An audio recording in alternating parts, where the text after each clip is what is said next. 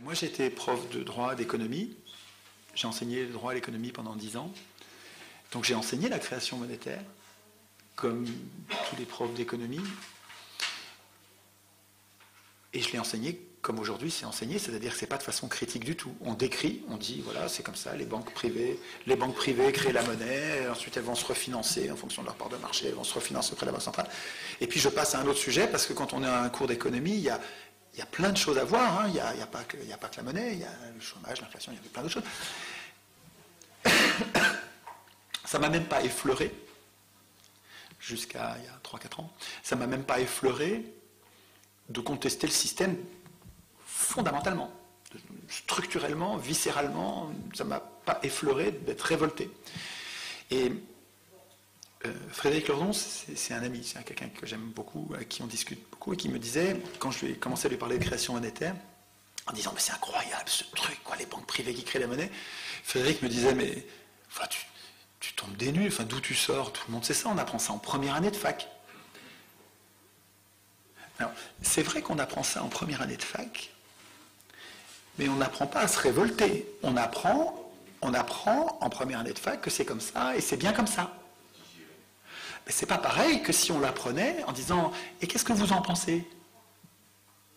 Parce que quand vous voyez comment ça marche la création monétaire, mais il y a de quoi descendre dans la rue et foutre le bordel, un bordel noir. Enfin, c'est incroyable. Le cas caricatural, c'est les Américains.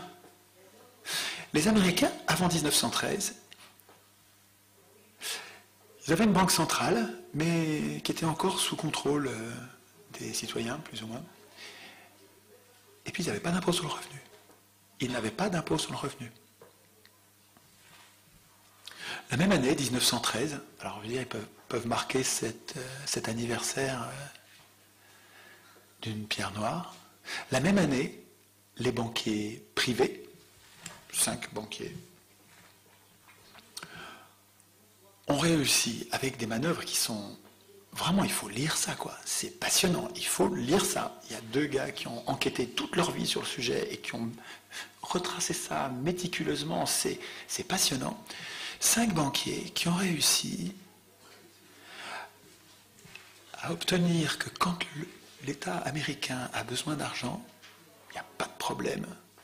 C'est nous, les banquiers privés, qui allons lui donner, qui allons lui prêter, avec un intérêt de 6%.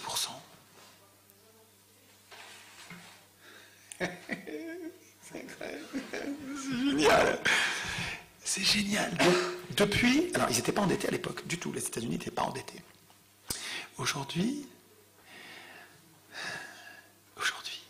la Fédérale Réserve, alors ils ont décidé de s'appeler Federal Reserve pour que ça ne sente pas. La banque centrale privée, les Américains ne voulaient pas de banque centrale, ils ne voulaient pas la domination de Wall Street, ils ne voulaient pas, ils savaient que c'était dangereux, ils n'en voulaient pas. Et ils ont fait un truc malin, ils ont dit on va l'appeler Federal Reserve. Mais ils ont gobé ça, ils ont voté ça à Noël à l'arrache, ils se sont fait enfumer. Et alors depuis, la dette ne fait que grimper, mais grimper. Et la même année, ils ont inventé l'impôt sur le revenu. C'est le même président Wilson qui a mis en place les deux. Et l'impôt sur le revenu, écoutez, je ne sais pas si ça a été conçu comme ça, mais on dirait que ça, tout se passe comme si, et c'est comme pareil en France, hein, plus tard, mais pareil en France, tout se passe comme si, premier temps, je commence par endetter l'État à mon endroit, moi banquier, je commence par faire que l'État me doive de l'argent, et ensuite, pour que l'État ait de l'argent, je fabrique un nouvel impôt qui va servir à financer cet argent-là. Et finalement, je fais bosser les Américains pour moi, quoi, hein, et moi, je continue à faire rien d'autre que m'acheter mon yacht, mon machin, comme Veblen disait.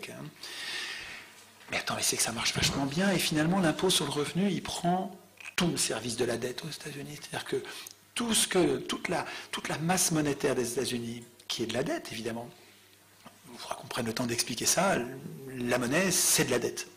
De la dette de l'État ou de la dette de la banque, mais c'est que de la dette. En France, c'est pareil. Tout ce que vous payez en impôt sur le revenu, 100% de ce que vous payez, ne sert pas à faire marcher les hôpitaux, les écoles, les services publics, pas du tout, ça part tout dans le service de la dette, c'est-à-dire que ça part dans les poches des riches qui ont prêté à l'État, parce que l'État a renoncé à créer lui-même la monnaie dont il a besoin. L'État, c'est l'État. Nous, en fait, nos représentants, en fait, des félons, des traîtres ont obligé l'État, nous ont obligés à nous endetter auprès d'acteurs privés, donc des gens qui, par définition, ont de l'argent. S'ils peuvent nous prêter, c'est qu'ils ont de l'argent. À nous endetter auprès de ces gens-là, en leur payant un intérêt. Et cet intérêt, alors il a grandi depuis 1973.